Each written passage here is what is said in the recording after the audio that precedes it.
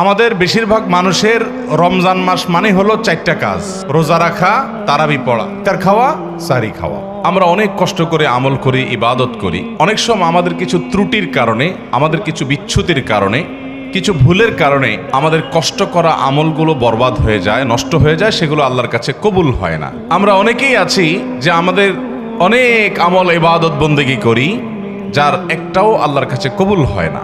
আজ আমরা এরকম 13 শ্রেণীর হতভাগা মানুষের কথা জানব, যে মানুষগুলোর কোনো বদামলের কারণে, কোনো ত্রুটির কারণে তার কোনো আমলই কবুল হয় না।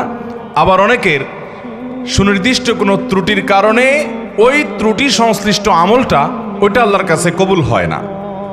কারা সেই হতভাগা যাদের সে আমল, ইবাদত, কষ্ট করে করা নেক আমল, সেটা আল্লাহ তাআলার কাছে গ্রহণযোগ্য হয় না?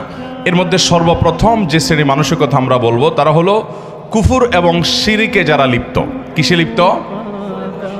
কুফর এবং শিরকে লিপ্ত। আপনি নিজেকে মুসলমান দাবি করছেন, নামে মুসলমান, অথচ আপনার মধ্যে শিরক আছে, কুফর আছে।